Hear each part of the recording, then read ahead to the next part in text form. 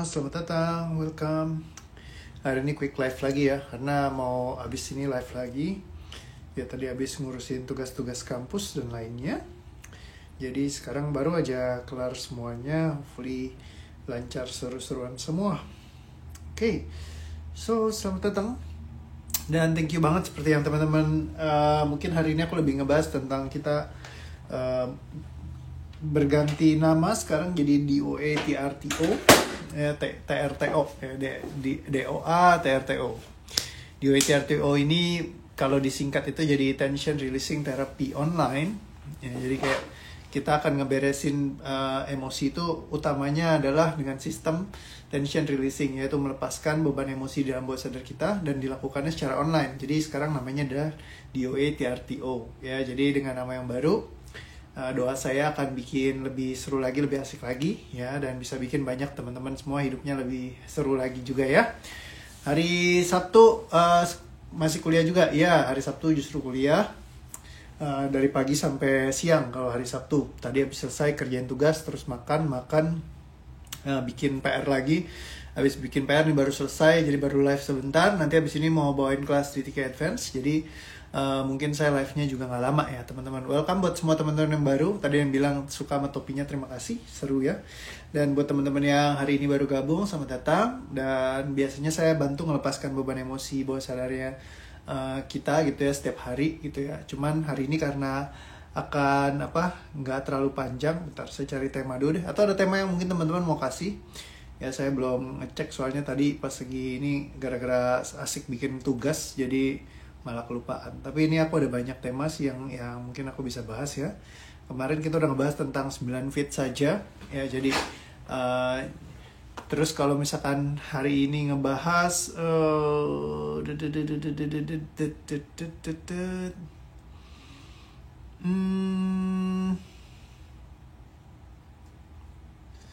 mungkin ini deh, aku akan ngebahas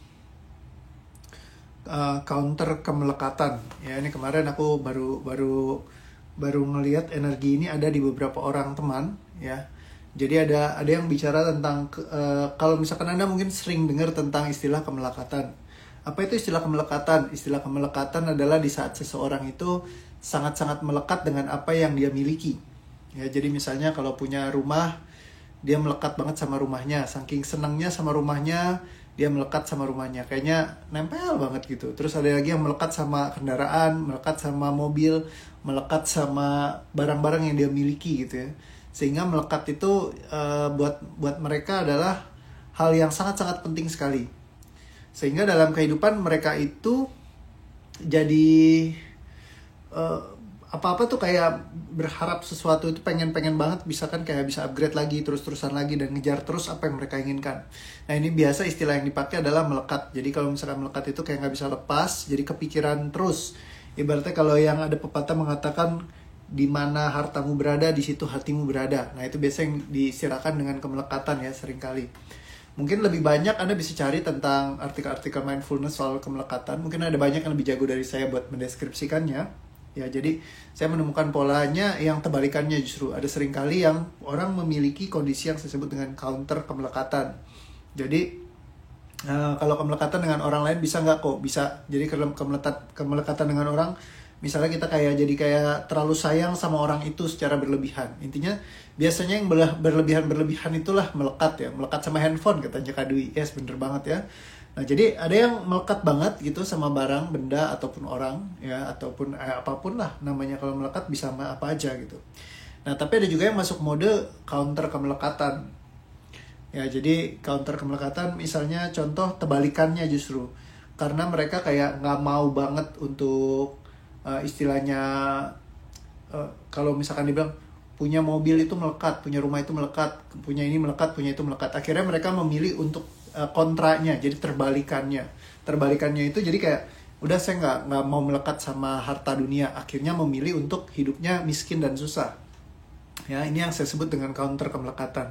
Jadi ketika counter melekat itu jadi justru sebalikannya, jadi dia nggak mau tuh, ibaratnya jadi kayak tanda kutip kayak tanpa disadarin dia membenci, ibaratnya kayak kalau punya sesuatu tuh melekat. Nah tapi tanpa disadarin seringkali justru anti melekat. Nah mungkin itu lebih tepat kali ya kalimatnya, anti melekat. Jadi ketika anti melekat tuh justru kayak seringkali malah terlalu terbalik ya. Kalau misalkan kayak jadi kayak berlawanannya tuh benar-benar kutub yang berbeda gitu. Jadi kalau misalkan dia melekat dengan benda atau orang, biasanya kalau ini justru